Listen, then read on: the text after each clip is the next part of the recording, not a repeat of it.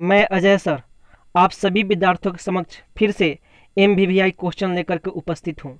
आज हम लोग वर्ग 10+2 के विषय इतिहास से पार्ट 2 का अध्ययन करेंगे।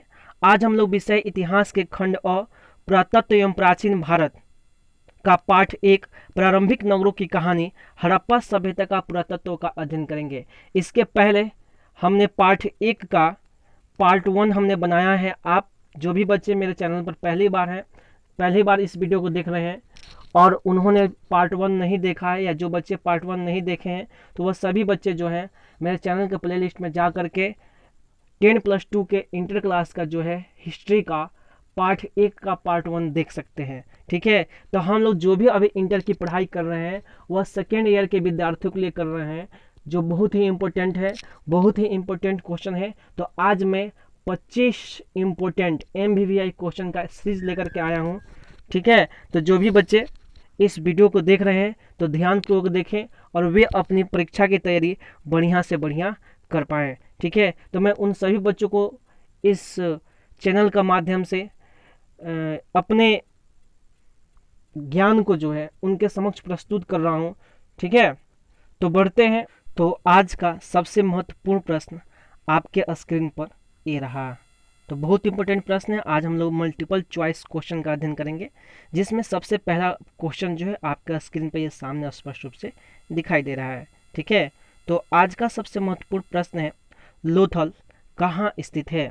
4 ऑप्शन दिए गए हैं। ए में गुजरात, बी में पश्चिम बंगाल, सी में राजस्थान और डी में पंजाब। ठीक है, तो इसका आंसर क्या होगा? अगर आपको पता है तो आप कमेंट बॉक्स में लिखें, अगर आपको पता नहीं है तो आप इस प्रश्न के आंसर ध्यान से सुने। इसका आंसर होगा ए नंबर ऑप्शन, अर्थात गुजरात। ठीक है, तो बढ़ते हैं अगले प्रश्न की ओर, अर्थात 2 नंबर प्रश्न की ओर। तो दूसरा नंबर प्रश्न है हड़प्पा का उत्खनन किसने किया था। बहुत इंपॉर्टेंट प्रश्न है हड़प्पा का उत्खनन किसने किया था। ठीक है, ए नंबर ऑप्शन है जॉन मार्शल ने, बी नंबर ऑप्शन है RD बनर्जी ने, सी नंबर ऑप्शन है दयाराम साहनी ने और डी नंबर ऑप्शन है SR राव ने। ठीक है, अगर आपको पता है इस क्वेश्चन का आंसर तो आप जो है कमेंट बॉक्स में लिखें, अगर नहीं पता है तो इस क्वेश्चन का आंसर ध्यान से सुने और इसको याद करें। ठीक है, तो इसका आंसर होगा सी नंबर ऑप्शन, अर्थात दयाराम साहनी। बहुत इंपॉर्टेंट प्रश्न है, आप जरूर इसको एग्जाम में पढ़ करके जाइएगा। ठीक है, यह सभी परीक्षाओं के लिए है, सिर्फ बिहार बोर्ड के विद्यार्थियों के लिए नहीं है, या CBSE बोर्ड के विद्यार्थियों के लिए भी है। इस प्रश्न का आंसर सही है। ये इस वीडियो को जो है CBSE बोर्ड के विद्यार्थी भी देख सकते हैं, बिहार बोर्ड के विद्यार्थी भी देख सकते हैं, और साथ ही साथ जो बच्चे कंपटीशन की तैयारी कर रहे हैं, चाहे किसी भी नौकरी के लिए, फॉर ऑल एग्जाम के लिए, किसी भी एग्जाम की अगर आप तैयारी कर रहे हैं तो आपके लिए यह वीडियो बहुत ही लाभकारी है और बहुत ही लाभदायक है, क्योंकि प्रश्न इसी से पूछे जाते हैं। ठीक है, तो बढ़ते अगले प्रश्न की ओर, अर्थात 3 नंबर प्रश्न की ओर। तो तीसरा नंबर प्रश्न है भारतीय पुरातत्व का पिता किसे कहा जाता है। बहुत इंपॉर्टेंट प्रश्न है 3 नंबर, फिर से सुनेंगे। भारतीय पुरातत्व का पिता किसे कहा जाता है। 4 ऑप्शन दिए गए हैं। ए में है लॉर्ड कर्जन को, बी में है अलेक्जेंडर कनिंघम को, सी में दयाराम साहनी को और डी में है लॉर्ड डलहौजी को। फिर से प्रश्न बोलते हैं। प्रश्न है भारतीय पुरातत्व का पिता किसे कहा जाता है। ए में है लॉर्ड कर्जन को, बी में है अलेक्जेंडर कनिंघम को, सी में है दयाराम साहनी को और डी में है लॉर्ड डलहौजी को। ठीक है, तो इसका जो आंसर होगा, यह आंसर होगा बी नंबर ऑप्शन, अर्थात अलेक्जेंडर कनिंघम को। ठीक है, तो बढ़ते अगले प्रश्न की ओर, अर्थात 4 नंबर प्रश्न की ओर। तो आज का चौथा नंबर प्रश्न है, बहुत इंपॉर्टेंट प्रश्न है पुरातत्व किस भाषा का शब्द है। फिर से क्वेश्चन सुनेंगे। प्रश्न है पुरातत्व किस भाषा का शब्द है। ए में है फारसी, बी में है अरबी, सी में है संस्कृत और डी में है हिंदी। ठीक है, तो इसका आंसर जो होगा सी नंबर ऑप्शन होगा, संस्कृत। ठीक है, बहुत इंपॉर्टेंट प्रश्न है, जरूर इसको याद करके जाइएगा एग्जाम में। पढ़ते हैं 5वें प्रश्न की ओर। तो 5वां नंबर प्रश्न है सिंधु घाटी सभ्यता एक कैसी सभ्यता थी। फिर से प्रश्न सुनेंगे। प्रश्न है सिंधु घाटी सभ्यता एक कैसी सभ्यता थी। ए नंबर ऑप्शन है नगरीय, बी नंबर ऑप्शन है ग्रामीण, सी में है ए और बी दोनों और डी में है इनमें से कोई नहीं। बहुत इंपॉर्टेंट प्रश्न है। प्रश्न फिर से सुनेंगे, सिंधु घाटी सभ्यता एक कैसी सभ्यता थी? ए में है नगरीय, बी में है ग्रामीण, सी में है ए और बी दोनों, और डी में है इनमें से कोई नहीं। तो इसका आंसर जो होगा ए नंबर ऑप्शन होगा नगरीय। ठीक है, चलिए बढ़ते हैं अगले प्रश्न की ओर, अर्थात 6 नंबर प्रश्न की ओर। तो 6 नंबर प्रश्न है, सिंधु सभ्यता के निवासियों ने किस लिपि का आविष्कार किया था? सिंधु सभ्यता के निवासियों ने किस लिपि का आविष्कार किया था? ए नंबर ऑप्शन है देवनागरी, बी में है चित्रात्मक, सी में है भावचित्रात्मक, और डी में है इनमें से कोई नहीं। प्रश्न फिर से समझाते हैं। प्रश्न है, सिंधु सभ्यता के निवासियों ने किस लिपि का आविष्कार किया था? ए में है देवनागरी, बी में है चित्रात्मक, सी में है भावचित्रात्मक, और डी में है इनमें से कोई नहीं। तो इसका आंसर होगा सी नंबर ऑप्शन, अर्थात भाव चित्रात्मक। ठीक है, तो आशा करते हैं कि प्रश्न के आंसर आपको याद हो रहा होगा। चलिए बढ़ते हैं 7वें प्रश्न की ओर। तो आज का 7वां नंबर प्रश्न है, हड़प्पा सभ्यता की प्रमुख विशेषताएं यहाँ की डैश डैश प्रणाली थी। प्रश्न फिर से पढ़ते हैं। प्रश्न है, हड़प्पा सभ्यता की प्रमुख विशेषताएं यहाँ की डैश डैश प्रणाली थी। 4 ऑप्शन दिए गए हैं, नगर नियोजन, ए में है नगर नियोजन, बी में है नगरीय, सी में है ग्रामीण, और डी में है सभी। ठीक है, प्रश्न फिर से पढ़ते हैं। प्रश्न है, हड़प्पा सभ्यता की प्रमुख विशेषताएं यहाँ की डैश डैश प्रणाली थी। ए ऑप्शन में है नगरीय नियोजन, बी में है नगरीय, सी में है ग्रामीण, और डी में है इनमें से सभी। ठीक है, तो इसका आंसर क्या है? अगर आपको पता है तो आप कमेंट बॉक्स में लिखें, अगर आपको पता नहीं है तो आप जो है ध्यान से सुने। इसका आंसर जो होगा ए नंबर ऑप्शन होगा नगर नियोजन। ठीक है, तो बढ़ते अगले प्रश्न की ओर, अर्थात 8 नंबर प्रश्न की ओर। तो 8वां नंबर प्रश्न है, 8वां नंबर प्रश्न है, सैंधोवासी मिठास के लिए क्या चीज़ों का प्रयोग करते थे? प्रश्न फिर से सुनेंगे। प्रश्न है, सैंधोवासी मिठास के लिए क्या चीज़ों का प्रयोग करते थे? ए में है चीनी, बी में है शहद, सी में है ए और बी दोनों, और डी में है इनमें से कोई नहीं। फिर से प्रश्न पढ़ देते हैं। प्रश्न है, सैंधोवासी मिठास के लिए क्या चीज़ों का प्रयोग करते हैं? ए में है चीनी, बी में है शहद, सी में है ए और बी दोनों, और डी में है इनमें से कोई नहीं। तो इसका आंसर जो होगा, इसका आंसर होगा बी नंबर ऑप्शन शहद। ठीक है, बहुत इंपॉर्टेंट प्रश्न है, आपके एग्जाम में कई बार पूछा गया है, तो इसलिए आप जरूर इसको ध्यान से याद करके जाइएगा एग्जाम में। पढ़ते हैं 9वें प्रश्न की ओर। तो आज का 9वां नंबर प्रश्न है, सिंधु सभ्यता का डैश डैश बंदरगाह था। आपको बताना है कि सिंधु सभ्यता में कौन कौन से बंदरगाह थे। ठीक है, इसमें ऑप्शन ए में है लोथल, बी में है सुरकोटदा, सी में है ए और बी दोनों, और डी में है इनमें से कोई नहीं। फिर से प्रश्न सुनेंगे। प्रश्न है, सिंधु सभ्यता का डैश डैश बंदरगाह था। ठीक है, इसमें ए नंबर ऑप्शन में है लोथल, बी में है सुरकोटदा, सी में है ए और बी दोनों, और डी में है इनमें से कोई नहीं। तो इसका आंसर होगा, सिंधु सभ्यता के 2 बंदरगाह थे, ए और बी, अर्थात लोथल और सुरकोटदा, ये दोनों थे, इसलिए इसका आंसर होगा सी नंबर ऑप्शन, अर्थात ए और बी दोनों। बहुत इंपॉर्टेंट प्रश्न है, आपके एग्जाम में कई बार पूछा गया है, तो आप जरूर इसको याद करके जाएंगे। ठीक है, तो इसका आंसर क्या हुआ? लोथल और सुरकोटदा, अर्थात सी नंबर ऑप्शन ए और बी दोनों। तो बढ़ते हैं अगले प्रश्न की ओर, अर्थात 10 नंबर प्रश्न की ओर। तो 10वां नंबर प्रश्न है, मोहनजोदड़ो से नर्तकी की एक डैश डैश मूर्ति मिली है। आपको बताना है कि मोहनजोदड़ो से जो नर्तकी की मूर्ति मिली है वह किस धातु की थी। ठीक है, ए ऑप्शन में है कांस्य, बी में है लोहा, सी में है तांबा, और डी में है चांदी। फिर से प्रश्न पढ़ देते हैं। तो 10वां नंबर प्रश्न है, मोहनजोदड़ो से नर्तकी की एक डैश डैश मूर्ति मिली है। ए में है कांस्य, बी में है लोहा, सी में है तांबा, और डी में है चांदी। तो इसका आंसर जो होगा ए नंबर ऑप्शन होगा, अर्थात कांस्य की मूर्ति मिली है। ठीक है, अर्थात ए नंबर ऑप्शन। तो बढ़ते हैं अगले प्रश्न की ओर, अर्थात 11 नंबर प्रश्न की ओर। तो आज का 11वां नंबर प्रश्न है, इस सभ्यता के मुख्य निवासी डैश डैश थे। आपको बताना है कि इस सभ्यता के, अर्थात सिंधु सभ्यता के, ठीक है, के मुख्य निवासी डैश डैश थे, यानी कौन से निवासी थे। आपको ए ऑप्शन दिया है द्रविड़, बी में है भूमध्य सागरीय, सी में है ए और बी दोनों, और डी में है इनमें से कोई नहीं। बहुत इंपॉर्टेंट प्रश्न है। प्रश्न है इस सभ्यता के मुख्य निवासी डैश डैश थे। ए में है द्रविड़, बी में है भूमध्य सागरीय और सी में है ए और बी दोनों और डी में है इनमें से कोई नहीं। तो इसका आंसर होगा ए और बी दोनों, क्योंकि द्रविड़ थे सिंधु सभ्यता में जो है द्रविड़ और भूमध्य सागरीय दोनों तरह की निवासी जो है निवास करते थे। तो इसका आंसर होगा सी नंबर ऑप्शन, अर्थात ए और बी दोनों। तो बढ़ते हैं अगले प्रश्न की ओर, अर्थात 12 नंबर प्रश्न की ओर। तो आज का 12वां नंबर प्रश्न है सिंधु सभ्यता में डैश डैश डैश की उपासना सर्वाधिक प्रचलित थी। आपको बताना है सिंधु सभ्यता में डैश डैश की उपासना सर्वाधिक प्रचलित थी। ए में है मातृदेव की, बी में है पितृदेव की, सी में है शिव की और डी में है इनमें से कोई नहीं है। अर्थात आपको बताना है कि सिंधु सभ्यता में जो लोग उपासना करते थे तो वह किसकी उपासना ज़्यादा खास करके करते थे। इसमें ए में दिया है ऑप्शन मातृदेव, बी में है पितृदेव, सी में है शिव और डी में इसमें से कोई नहीं है।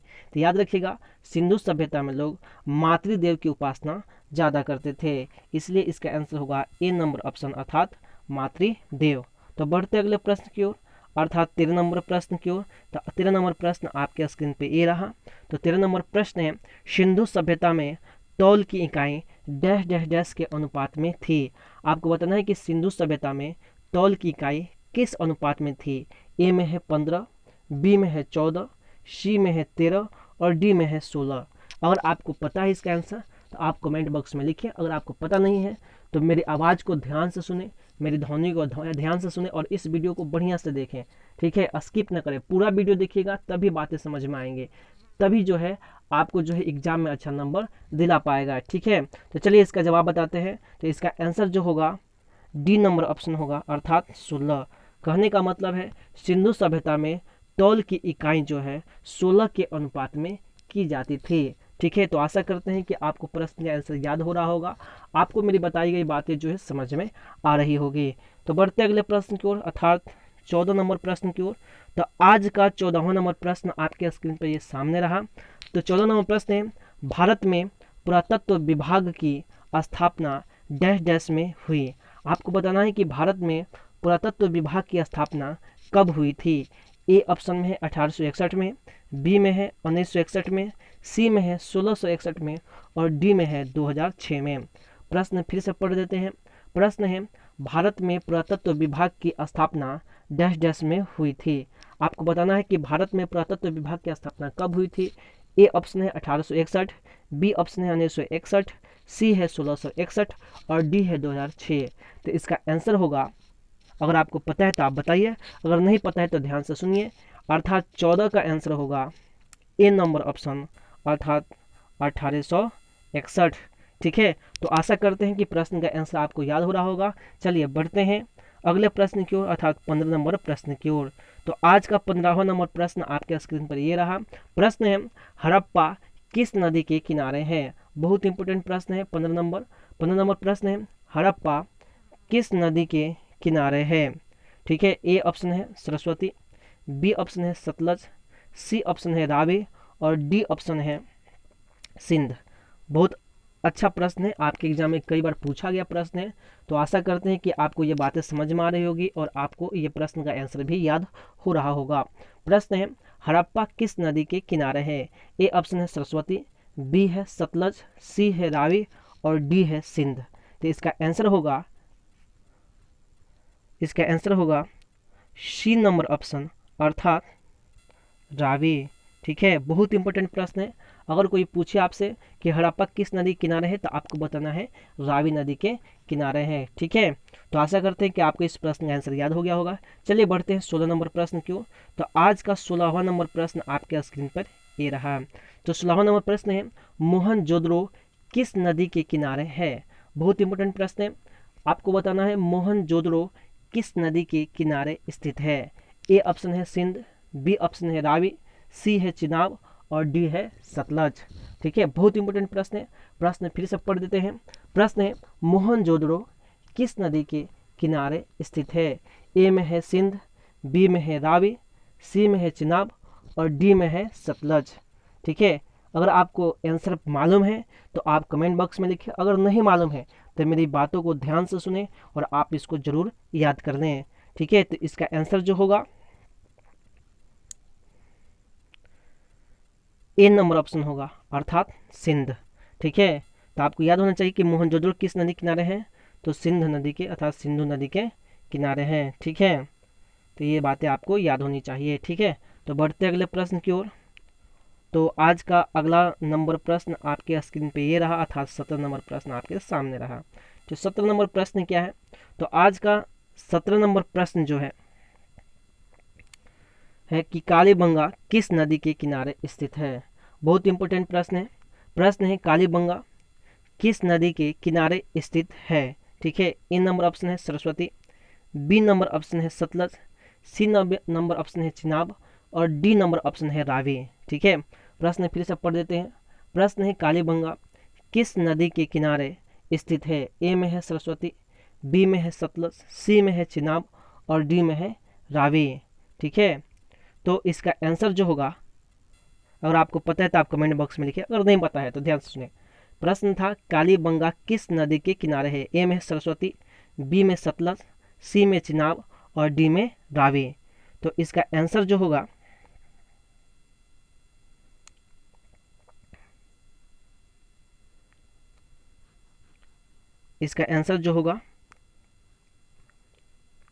सरस्वती होगा, अर्थात ए नंबर ऑप्शन होगा। ठीक है, तो याद रखिए कालीबंगा जो है सरस्वती नदी के किनारे स्थित है। चलिए बढ़ते हैं अगले प्रश्न की ओर, अर्थात 18 नंबर प्रश्न की ओर।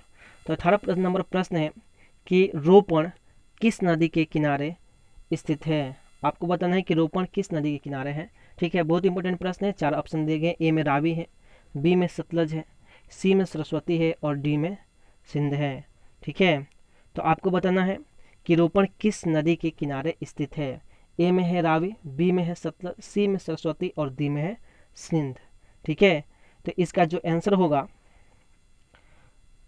बी नंबर ऑप्शन होगा, अर्थात सतलज। ठीक है, तो रोपण किस नदी के किनारे है, तो सतलज नदी के किनारे स्थित है। चलिए बढ़ते अगले प्रश्न की ओर, अर्थात 19 नंबर प्रश्न की ओर। तो आज का 19वां नंबर प्रश्न आपके स्क्रीन पर सामने है जो दिखाई दे रहा है। तो 19 नंबर प्रश्न है मांडा किस नदी के किनारे स्थित है। बहुत इंपॉर्टेंट प्रश्न है, आपके एग्जाम में कई बार पूछा गया है। आपको बताना है कि मांडा किस नदी के किनारे स्थित है। ए में है चिनाब, बी में है सिंध, सी में है रावी और डी में है सतलज। ठीक है, प्रश्न फिर से पढ़ देते हैं। प्रश्न है मांडा किस नदी के किनारे स्थित है। ए में है चिनाब, बी में है सिंध, सी में है रावी और डी में है सतलज। तो इसका आंसर होगा ए नंबर ऑप्शन, अर्थात चिनाब। तो मांडा चिनाब नदी के किनारे स्थित है। चलिए बढ़ते अगले प्रश्न की ओर, अर्थात 20 नंबर प्रश्न की ओर। तो आज का 20वां नंबर प्रश्न है कि लोथल किस नदी के किनारे स्थित है। ए नंबर ऑप्शन है भोगवा, बी में है घाघरा, सी में है मादर और डी में है हिंडन। बहुत इंपॉर्टेंट प्रश्न है, फिर से सुनेंगे। प्रश्न है कि लोथल किस नदी के किनारे स्थित है। ठीक है, प्रश्न समझ में आ रहा होगा, आशा करते हैं कि आपको प्रश्न समझ में आ रहा है। प्रश्न है, फिर से सुनेंगे, लोथल किस नदी के किनारे स्थित है। तो इसका 4 ऑप्शन दिया गया है, ए में भोगवा, बी में घघरा, सी में मादर और डी में हंड। तो इसका आंसर होगा ए नंबर ऑप्शन, अर्थात भोगवा। लोथल जो है भोगवा नदी के किनारे स्थित है। बहुत इंपॉर्टेंट प्रश्न है, आप जरूर इसको याद करके जाएंगे एग्जाम में। ठीक है, तो बढ़ते हैं 21 नंबर प्रश्न की ओर। तो आज का 21 नंबर प्रश्न है मोहनजोदड़ो की खोज कब हुई थी। यह तो सबको पता है, प्रश्न बहुत इंपॉर्टेंट है। आपको बताना है कि मोहनजोदड़ो की खोज कब हुई थी। तो इसका आंसर आपको बताना है। ए नंबर ऑप्शन है 1922, बी नंबर ऑप्शन है 1921, सी नंबर ऑप्शन है 1927 और डी नंबर ऑप्शन है 1931। प्रश्न फिर से पढ़ देते हैं, मोहनजोदड़ो की खोज कब हुई थी। प्रश्न है मोहनजोदड़ो की खोज कब हुई थी। तो इसका आंसर होगा ए नंबर ऑप्शन, अर्थात 1922 ईस्वी में हुई थी। तो बहुत इंपॉर्टेंट प्रश्न है, आप जरूर याद रखिएगा। मोहनजोदड़ो खोज कब हुई थी, तो 1922 ईस्वी में हुई थी। तो बढ़ते अगले प्रश्न की ओर।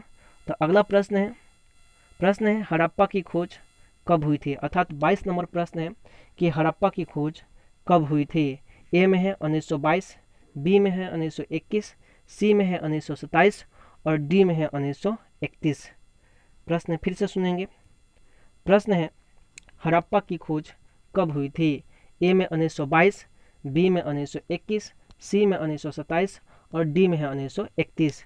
तो इसका आंसर जो होगा बी नंबर ऑप्शन होगा, अर्थात 1921 ईस्वी में। ठीक है, बहुत इंपॉर्टेंट प्रश्न है, जरूर आप इसको याद करके जाएंगे क्योंकि एग्जाम में कई बार पूछा गया है। ठीक है, तो बढ़ते हैं 23 नंबर प्रश्न की ओर। तो आज का 23 नंबर प्रश्न आपका स्क्रीन पर ये रहा।